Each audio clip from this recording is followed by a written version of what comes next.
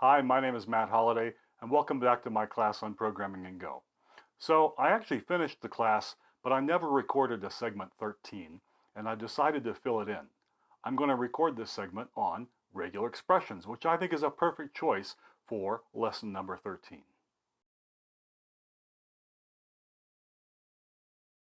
So we've already talked about the strings package and strings in general.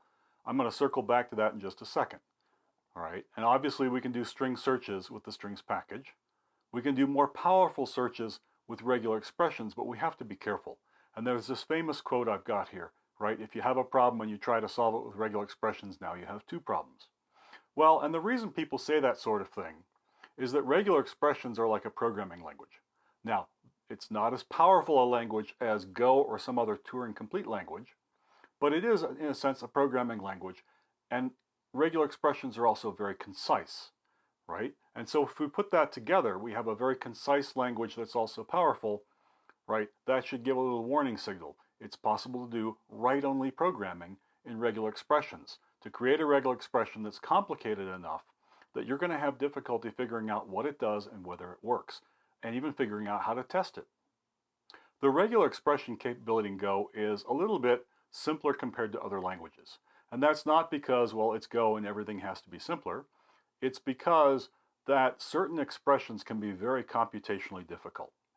Okay? There are certain ways of doing backtracking, expressions that require backtracking to figure them out. And the performance it grows exponentially. There's actually some articles about, if you allow people to hit your server and you're doing certain kinds of regular expressions, they can actually create strings that in effect are DDoS attacks because the performance of your server will degrade so much in what's called catastrophic backtracking. So Go's regular expression language is based on something called RE2, and it's intended to avoid some of the situations, and therefore it doesn't have certain expressions. Okay, you can find out more by reading some papers on Russ Cox's site. I'm going to circle back on the string searches. I have some examples here on this slide, right? And I'll illustrate one or two, but I'm not going to illustrate a whole lot. They're fairly straightforward, right? We have Boolean searches like, is this substring at the beginning or inside or whatever another string? We have location searches that are going to return the actual location of the substring or the location of a particular character. Okay, we'll see last index at, right, or last index byte, I'm sorry, is intended to show you, well, where is the last position in the string where this particular character shows up, right? And then we have replacement, right? So you actually do a search and we do replacements under the hood, so you get a new string with the stuff changed. So we'll go into the playground for a second and look at those. So I'm in the playground and here's a simple example, right? We'll use replace all. We could have used replace. And all I'm doing is I'm taking a string and I've got a couple of markers in it. And in my case, I've just marked them with like $1, $2, right? You could do anything, right? My string function looks for that particular text exactly, right? The $1 will get replaced with the word honey. The $2 will get replaced with the word tasty, right? And if I run this, it's no surprise. Now, I have to look up in this method everything I want to replace. I can't have like $variable n, like n is some different number, pick all the ones that have numbers in the range of 1 to 5. Because as soon as I ask for that sort of thing, I'm really into the realm of a regular expression, not a string match. Okay, here's another example. Right, this is the use of last index byte, and it's just one of many location functions. Right, I'm going to go and get the runtime call stack and go look at the file name. And what I want to do is take the file name and find the last slash. Well, that's going to get rid of whatever directory prefix is on the file name and just show me the file name by itself as a file name, not a complete path. And then I'll take that. And so it gives me back the index. And now what I can do is I can go and say, hey, well, give me the string, the file name, from that index to the end. Right? Well, actually, the index after the slash. I don't want the slash. So index +1 is the first character after the slash. Give me the rest of the string. That's the file name. And when I run this, right, I don't know where this came from, right? So under the hood, the playground created a file, prog.go, right? And I don't even care what the path was. It's probably going to be a pretty weird path, but it gave me just the file name, and I printed it out here by getting that part of the string based on the index. So I want to walk through a couple of regex examples on the slides, and then we'll play with some of the stuff again in the playground, right? Here's a very simple one. I'm going to look for a regular expression that basically says match one or more of the lowercase character b. And that's not something I can do with the strings package, right? In the strings package, I would have to search for, well, find all the 1b's, find all the 2b's, or whatever. And in fact, if I want to be safe, I'll have to go backwards. Find all the 29b's, the 28b's, and so on, right? What I'm going to do here is two things. First of all, I'm going to do this call to find all string, right? And it's just going to come back with, okay, these are the matches. And those matches, it returns a slice of string. We'll see that. And then I'm going to do an index call. And in this case, it's going to come back with, and because I say it's all, right, all and index, it's actually going to come back with a slice of slices. And what those are, each of those internal slices is a pair of index values that demarcate where is that substring within the original string. And if I go to the playground and run that, well, I have these comments that are already going to show you what comes out from some of those, right? But, you know, the find all string gave me back a slice of strings, right? The index values, again, are the slice of the indexes. And if I use those, so I'm going to come down here in this loop, and I'm just going to, for each one, go find that pair of index values, right? So I'm ranging over a slice of slices, and for each of those slices, take the first and second element, there are only two, right? And use those to index into the original string. And when I do that, I actually get the values, right? So, you know, I got the values in the first place by calling find all string. If I just want to know, are they there, or how many of them, or which combinations, that's good. But if I actually need to go and get the actual string locations, then I want the index, and that allows me to do this, or it allows me to do other things. I can also use a regular expression to do replacements. Okay, here's an example on the slide. Again, I've got these three strings, and I've got a regular expression that says one or more b's. Now what's interesting is, in addition to doing a string replacement, I can also do a replacement by passing in a function that will transform characters or strings. Okay, in this case, right, the replace all string func allows me to pass in a function, strings.toUpper. So every place where there's a match, the existing characters are going to get fed through string to upper and then put back. All right, so let's take a look at that one. Actually, I don't have that one in the playground. So what's on the slide, I think, will convey it, right? That's the result, right? Each place we had a match, the characters get replaced by characters that are done with toUpper. Again, we could not have done that with the strings package because we can't match different patterns of characters. We would have had to match individual substrings. Now, we could have possibly done it by saying, hey, just find every lowercase b and change it to an uppercase b. Yeah, we could have done that. Let's assume our pattern is a little more complicated. We only care about b's when they're followed by the letter x. Well, now that's a little bit different, okay? Or anything like that. So when the pattern starts becoming a bit more complicated, right, then you're out of the strings package and use your regular expressions. I want to walk through the basic syntax. So I'm going to have 3 slides, and then we're going to go off and play some more in the playground. But bear with me for a second. I just want to review some really basic things about the patterns. And all of this stuff you can find on the web in gory detail, right? There's a bunch of patterns here that have to do with repetition, like how many times does this thing happen? And we can say things like, well, 1 or more times, 0 or more times, 0 or 1 time, or some number, 2 to 4 times, okay? Now, what's really important here is where I say here, prefer 1. I'm going to write down a couple words here. Maximal munch, if I could write, okay? And this is the concept of it's going to try to get as much as it can. So if you say, you know, 0 or 1, it's going to prefer 1 to 0. If you say 2 to 4, and there's 4 of them there, it's going to take all 4. It's going to prefer to read as much as it can. In this case, it's kind of simple. In some other expressions, it's a little more complicated. Okay, it will try to match as much as possible by default. And there are ways of changing that behavior. I'm not going to get deeply into that in this segment. I'm going to refer you to the various things out there, particularly the wiki page and the Go docs for regexp. But there are ways to say, hey, no, do a minimal match, and there are certain cases where that's useful. I just want to point it out. Okay, there are character classes. I've got a couple examples down here that allow you to say, hey, everything in the range A to Z. Now, if you're looking at this, you're probably saying, hey, wait a minute, I've seen this sort of thing before. Sure, if you've used grep, okay, now grep is not exactly the same syntax, but grep is similar, okay? And you'll see some of these same things show up in slightly different ways if you think about file globbing in the shell, right? I want to find all the files star.txt, okay? I want to find all the files ending in .go or something, right? I want to find all the files who have the first name, you know, XYZ and either the extension .c or .h. And there's a bunch of ways to do that. So you'll see types of regular expressions already in Unix in the shell with grep in a tool like VI or Vim, right? And you may see them in other tools, okay? And you may have seen them in other languages.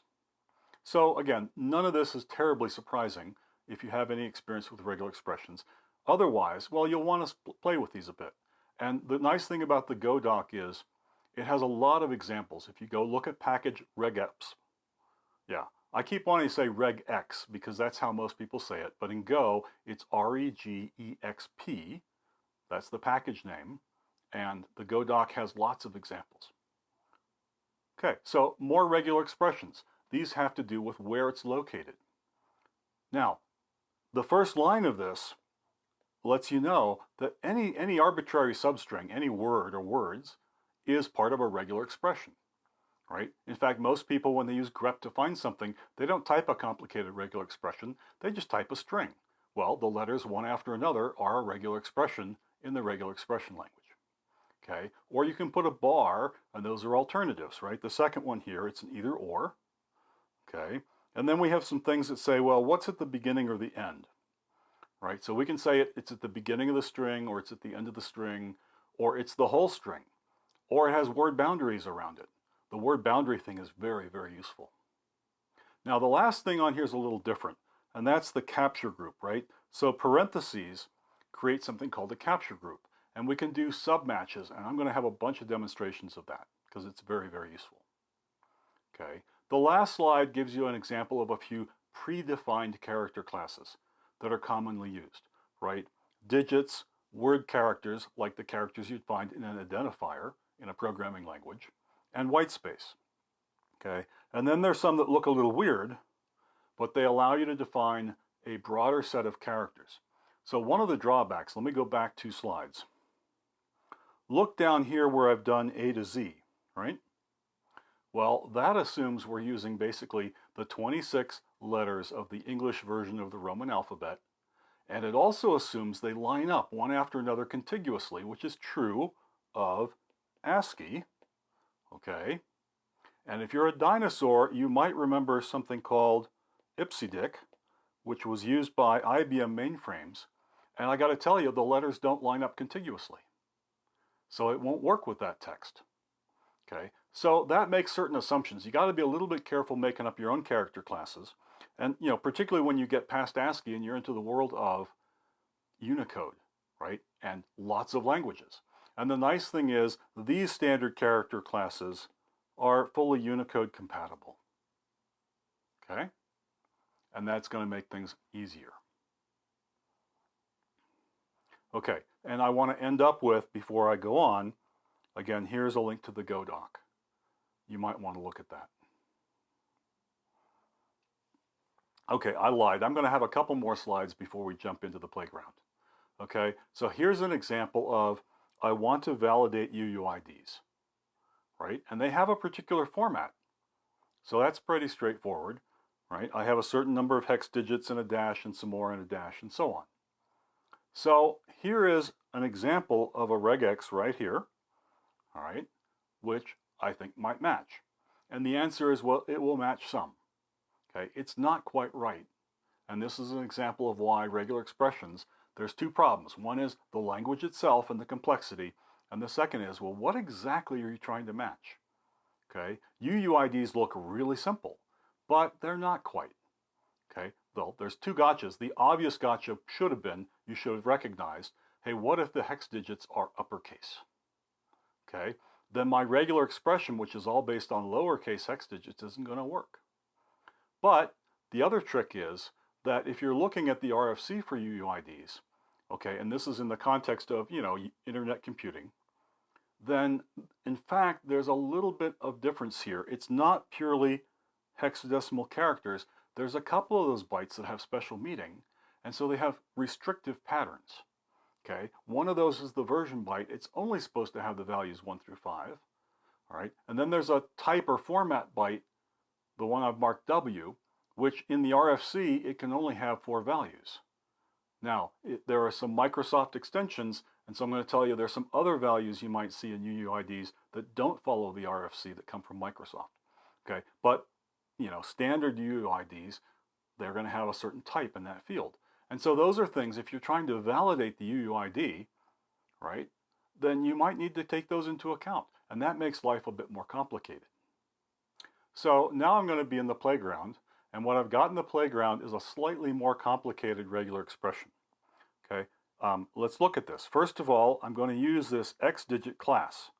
Okay, it's a standard class built in that has hexadecimal digits, and presumably it deals with both uppercase and lowercase, right? And then if we go and look at, so I've got the first group of 8, and then I've got the group of 4, and then I've got the next group. Well, it is 4 characters, right? But the first one is this character class that just says 1 through 5, because those are the valid values for that first byte. And then it has 3 arbitrary hex digits. Okay, and the next one says, well, some combination of 8, 9, A or B, upper or lower case, for the first byte, and then 3 more hex digits, and then finally the last 12. Okay, so this is a bit more accurate. So I want to run this. I've got several example UUIDs, right? Now you can clearly see, like, this one is short, this one is long, okay.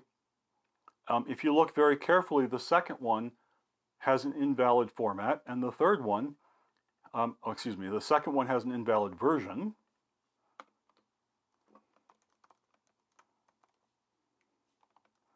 All right, and this third one has an invalid type or format. So let's run this, and this is going to print out whether or not it fails. All right, and it shows that 3 of them failed. Now, this is not quite right. So here's the next gotcha. Because if I look at this, okay, 0 was okay, 1 failed, 2 failed, 3 failed because it's short, it's missing a character. Okay. This next one with the extra character should have failed, but it didn't. And the reason it didn't is because within this there's a valid UUID, right? The first characters, I don't know, 36 or whatever, of this string are a valid UUID, so it matches. And it just ignores this remaining character B, right? That's just a leftover character. But if we want to catch that case, and so we're going to assume that this is the UUID is either the entire string or it's a word. So in this case, let's treat it like the entire string. We're going to put in anchors.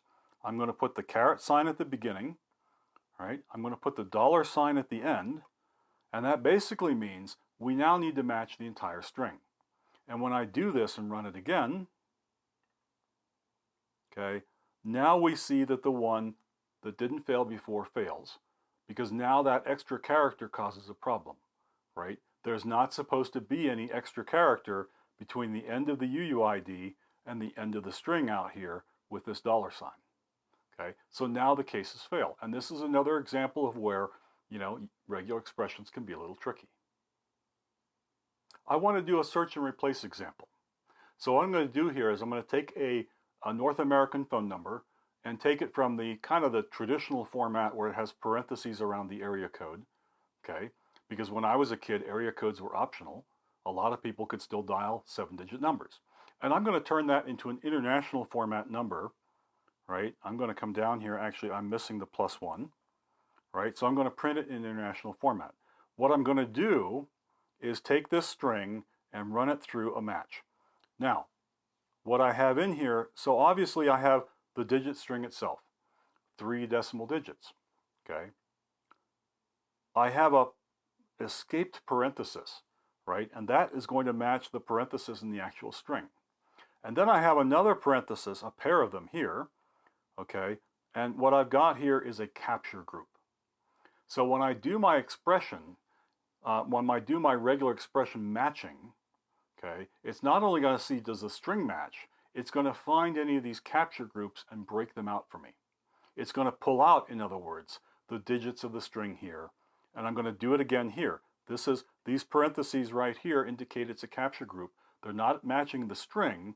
They're a metadata in the regular expression that says, you know, this is another capture group. So I've got 3 capture groups in here, right? And so it's going to break my phone number into 3 parts. So let's try that and see what we get, right? So we get 2 outputs. The first output right here is the actual match. And what it is, it's a slice of strings, okay? Assuming there's a match. So if there's no match, it's going to be an empty slice or a nil slice. I can't remember.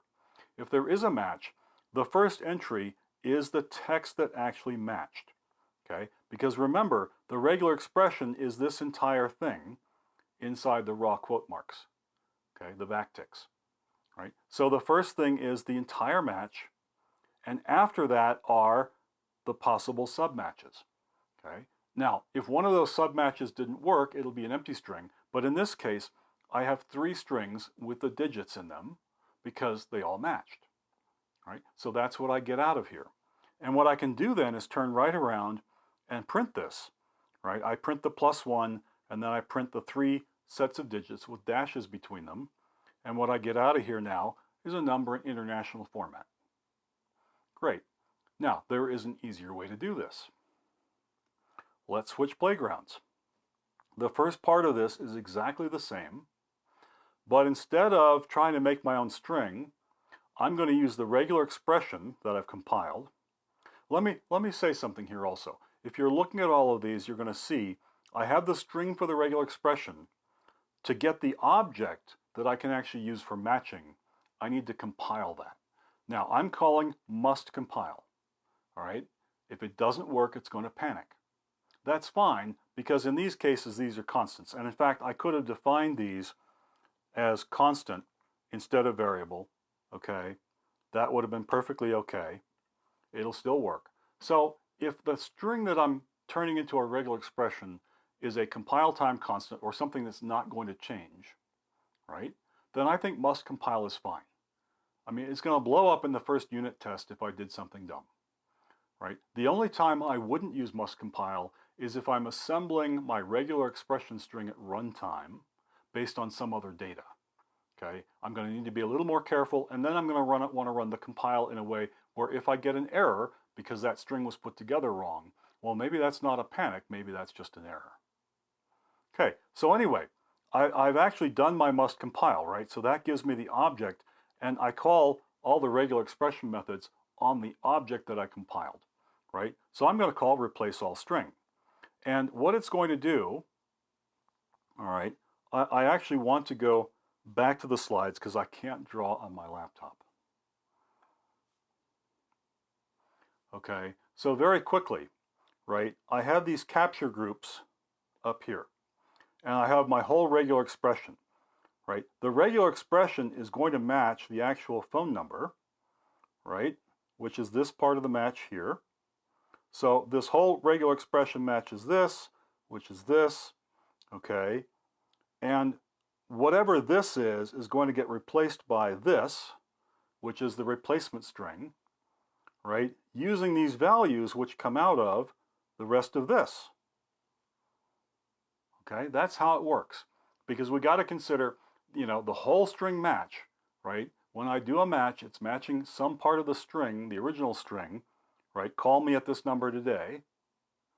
It is taking that string and replacing it with this entire string here. And then in this case, I have within it some regular expressions, some variables in the expression. And again, these things like this $1 here is a variable that says, well, use the first submatch. And so it goes into those submatches and automatically substitutes them back for me.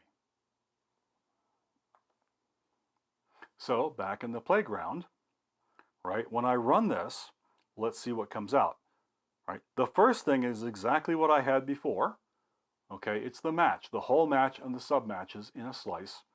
And then I get my output string, right? Again, the entire part here, right, the regular expression matched the whole phone number, so that whole phone number got replaced, and the stuff around it's left alone. Call me at this number today, and the number got reformatted by the replacement. And I didn't have to go and deal with pulling the pieces out of the submatch by myself, okay? I was just able to do this. And in fact, if you look at it, I don't even need this code anymore. I mean, it's interesting to look at, but if I run this code again, all I need is the replace all call, all right? Now, it says replace all string because we're working on strings. There's a whole nother set of these without the string keyword that say they operate on byte slices. So we can do all the regular expression stuff on a byte slice or on a string, and if the method is taking a string parameter, okay, well then it has string in the name, right? But I didn't need to calculate the submatches myself with a separate call. I can just say, hey, replace all using the regular expression, take this string or reg, and replace with all matching text, which is this text, with this expression, and this expression is going to go and get, right, the submatches out of the regular expression and build it. That's what I actually needed. Now we're going to get crazy, okay? I want to take you to sort of the outer limits. And what I've got up here is an expression that's going to attempt to match URLs, okay? Now, I pulled this thing off the internet, and when I did, I immediately found at least one bug in it.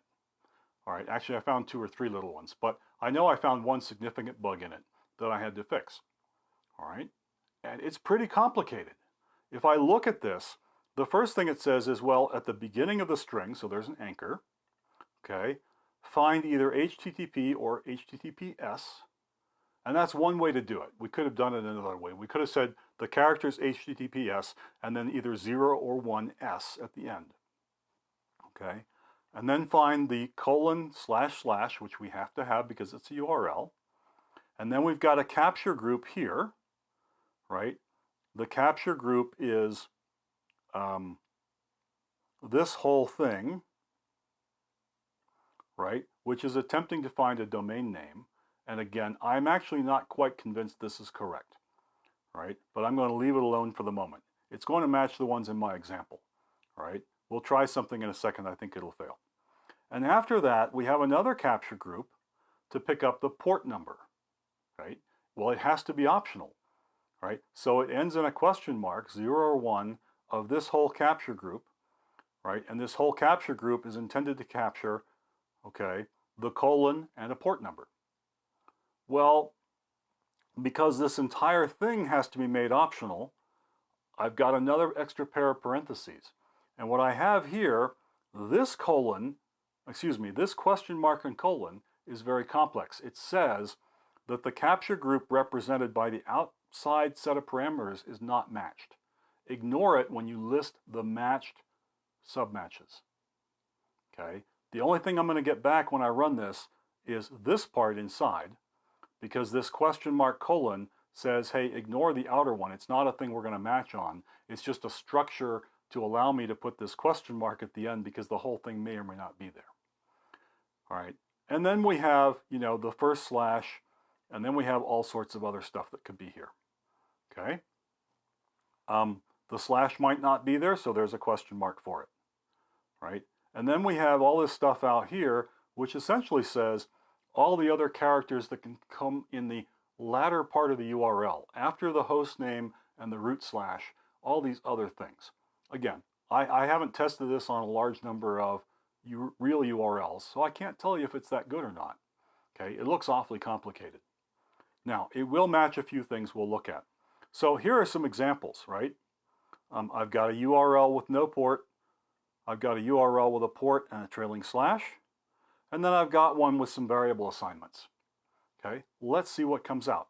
What I'm going to do is I'm going to run this call find string submatch, which should give me the match and all the submatches from the various capture groups up here, and we'll take a look and see what comes out.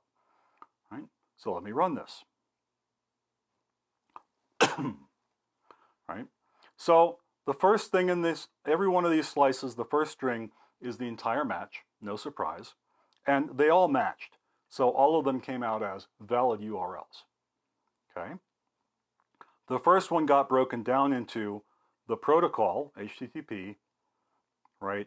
The domain, an empty string because there's no port, and then hello, which is the thing that came after the first slash, right? Well, the first slash after the domain name. And I think this would also work with HTTPS, right? So let's run that, and yes, it did. It matched the whole thing, and my protocol is HTTPS. Great. So then we come down and look at the next one, and I've got the protocol and the domain, and now I've got the port number, okay? So this, again, this complicated expression up here, all right, instead of 0, I have 1, so it matches, but the colon equal ignores the whole thing that has the colon on it, and the part that I care about is actually the digits, okay? So it pulls out the 8080 for me, and then I get the rest of this, which is the rest of the URL, hello, and a trailing slash. That's legal, right? And then I get down here and I've got hello, question mark, and some variables, and some more variables. And I want to play with those for just a minute. So we're going to do just a little bit more here with this, okay? What I want to do is create another expression.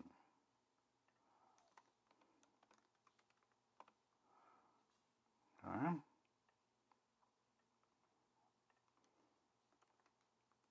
And I tend to automatically put these things in back quotes. That way, they may very well have embedded quotation marks and so on. So I just put them in backticks and treat them as raw strings. Okay. Now I'm going to show you the simple way to do this, because I tried a couple more complicated things, and they didn't actually work. I'm going to have a couple of capture groups here, right? And so my capture groups are I'm going to match on an assignment expression and capture, what's on either side of the equal sign. Okay? Now, I tried doing this another way. I tried, for example, capturing the first one and then having, actually trying to match, like, okay, there's an assignment with the question mark, and then maybe there's some variable number of things that start with an ampersand and so on. And that gets a little tricky, because if my expression up here has a repeating group, a group that maybe has 0 or more times, then only the last one is going to get stored, right? And I'm not going to drill down to that more. I'm just going to mention in passing that if your regular expression has a repeating capture group, okay, and it's not 0 or 1, it could be more than 1, it's only going to store the last one. And if you want to get around that, then you're going to have to think a bit more about your regular expression. And that's why I came up with the one you have, okay? Because actually, if I do a find all string submatch, okay, it's going to get them all. And let's see how that works. I'm going to get rid of a couple of these tests because they don't have any assignments, so I don't care. Right? I've got this match. I'm printing it. So I'm going to add a bit more logic. So the first thing I care about is I need the length to be long enough, right? If there's no match at all, if the thing is not a valid URL, then I'm not going to have any values in my slice, and I can't index into it. So I don't really even need to have, 4. I could probably just say, hey, is it greater than 1? Okay, because that tells me at least there's something else in this besides the full match. And of course, if there's no match at all, if the thing isn't a URL, right, if I go and create this, and we should try this, right, if I go up here and create something that's not a valid URL, all right, it's not going to match. What did I do? That's not what I intended to do. You don't hit Command-S inside the playground. It doesn't do what you think it does. All right, I'm going to put a bogus one in here so we can see it. Anyway, I need to have a match that's not empty. All right, and I'm going to do one other thing. before I bother looking anymore, I'm going to do a strings.contains. And the piece I'm looking for is in the original match, it's the fourth piece. So if I go down here and look at this, right? Okay, 0 is the full URL that matched, right? 1 is the protocol, 2 is the domain, 3 is the port, and 4 is the rest, the route, and anything that came after the route. So that's what I care about. And I'm just going to say, hey, you know, it has to have a question mark, because if it doesn't, it's not worth looking at. All right? But I can't index the fourth one unless I make sure I've got some to index. Okay, again, I'm pretty sure I could say greater than 0 or greater than 1. It would be good enough. But since I know I'm looking for the fourth one, greater than 4. Okay, fine. So what am I doing in here? Well, I'm going to do another call. Actually, let's break it out. All right, let's just break it out here. Let's first do the match. So find all string submatch, and then we'll actually, I'm going to format this just a little bit. Q\n rs. All right, so I'm going to try to find the variables, and then I'm going to print out the match that I get from that, right? And so what I want in here, of course, is actually match sub4, and I need to give it a count. Okay, this find all takes a count, and I could say, hey, limit this to 3 by putting 3 here, or I can say, hey, give me all of them no matter how many there are by putting in -1. Fine. So I'm going to do that, and when I run it now, I'm going to get slightly different output. Well, first of all, I need the strings module. And we'll take, we'll do that. And then we'll run it. It didn't like me because that should be a printf, not a print line. So let's do that again. Okay, and now I get what I'm supposed to get. All right? So here is the first one, right? It's not a URL. It's not a valid URL. It didn't match the pattern. So the slice is empty. Actually, it's probably nil, but it prints out as empty, right? There's nothing in it because nothing matched. So I didn't match the string, and I didn't match any submatches. Fine. The second one we've already seen before. Okay, that's the full match.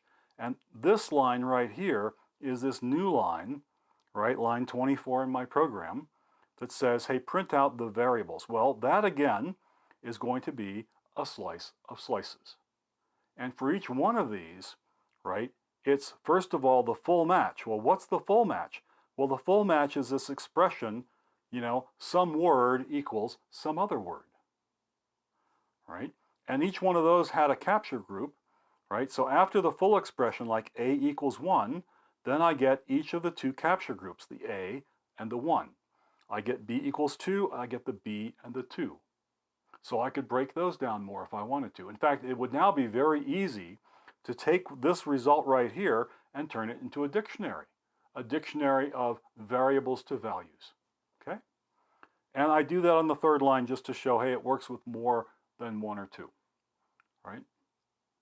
Okay, now I'm also going to tell you I'm pretty sure that the Go standard library does not do this to parse URLs, okay? Clear is better than clever, and this right here, this URL regular expression thingy is starting to get pretty clever, okay? Like I say, I'm pretty sure it has at least one bug, right? Let's make that a URL again. And let's put a couple more dots in the domain name. Oh, it did match. Okay, so I'm wrong. I am wrong. Okay, I need to dig into this expression a bit more. Okay, because there's a plus. Sorry. So that plus right there is what makes it work. Okay, kind of didn't see that the first time I was looking at this. That plus says, well, 1 or more followed by, and this is the final part that says, hey, you know, your .com or .org or .something has 2 to 4 characters. Okay, I don't think there are any 1-letter domains. It won't match if there's a 5-letter domain. Okay, so it does work, but again, it's very subtle, right? The first time I looked at it, I guess I just didn't see that plus, and I didn't test it. Okay. So one of the interesting questions is, well, how many possible things does this actually match? And that's very difficult. It is probably infinite and maybe even uncountably infinite. There are some tools, I don't know of one for Go, but there are tools for other languages that can attempt to take a regular expression and generate the strings. And what you normally have to do is say, well, there's a maximum length, because otherwise the thing will just keep going forever and ever. Okay? This expression is complicated enough that it could generate strings of infinite length. Right? Now, there is one interesting call, and I think it's worth trying this. I want to show this, and I don't know if I remember. It may be literal prefix, and I may have to look it up here for a second. Let's see if that actually works. And, okay, so literal prefix says, is there actually a prefix that has to be there all the time? And it actually came back, and that call worked. It is the right name. It came back with something in false. And I'm pretty sure, I'm going to turn this into a %q %t for Boolean. And let's try that again and see what happens. And it doesn't like that. Okay. Let's try that, and R and B, where R is a rune and B is a Boolean. Okay, and it came back with the empty string. So according to this URL, there's no character that's guaranteed to be there all the time. But let's go back and try another one. I want to go back and play with this for just a second. We'll try this with the digits. Okay. Because I'm pretty sure there is. So if I run this one,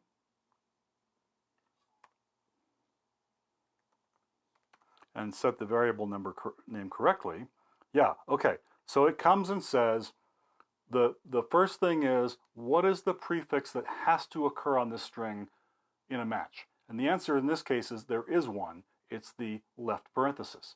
Every match is going to have a left parenthesis. And the false actually says, well, yes, but that's not the entire string. Okay? It doesn't say whether there's a match or not. That's here. If this were an empty string, then the answer is, well, no, there's no particular character that has to match first. Okay? But in this case, we know that there's going to be a left parenthesis, and we know that that's not the entire string. So that's something that can be useful to know. But can I turn around and say, well, give me all the possible strings? There's no library function for that. And if there were, I would have to say, hey, give me all the strings up to, 32 characters in length. And that would still be a lot of characters. Okay, even if I just talk about ASCII, there's 127 ASCII characters. Okay, let's reduce that to, digits. Well, I've got 10 digits, right? What are all the possible, let's suppose, yeah, this whole thing is less than 32 characters. So if I say, print me all the matching strings, it's going to print me 10 to the 10th entries, because there's 10 possible values for digit, and there's 10 digits variable in this string. I mean, the dashes don't count, they're fixed. So there's 10 variable digits. Well, 10 to the 10th is a pretty big number. Okay, that's the possible output of matching strings. All right, and I just know that because this is very, very simple, and I can do some simple math in my head. I couldn't do that with the URL one. Now, there is one more detail, and I want to get back to why regular expressions are hard. Okay, this regular expression is a syntactic regular expression that says, hey, if it has 3 digits inside the parentheses, and then a space, and 3 digits, and a dash, and 4 digits. Well, what about the digit patterns? Okay, because I'm going to tell you that this pattern will match a number that starts with something like, 001, 1, 2, 3-4, 5, 6, 7. And I'm going to tell you that's not a valid phone number in North America. Okay? So I just matched something that's not valid. And if I really want to make this regular expression match numbers accurately, it's going to become a lot more complicated because I need to know, well, what kind of digit patterns are legal in a numbering plan area, in an area code, right? What are legal in the office code? The last four, thankfully the last four can be anything, but these first two groups of 3 digits, there are certain things that are allowed and certain things that aren't. And so this expression, to really match numbers properly, if I were trying to validate that it's a good number without even looking it up, some numbers might not be assigned to anybody. That's a different question. But is it even a legal number as a phone number is more complicated than just this very simple digit pattern. So again, regular expressions are complicated. Okay, so that was lesson 13. I think that's a very appropriate number to talk about regular expressions. Okay, you know, they're good. If you keep them simple, they can be very useful, but they're trickier than they look.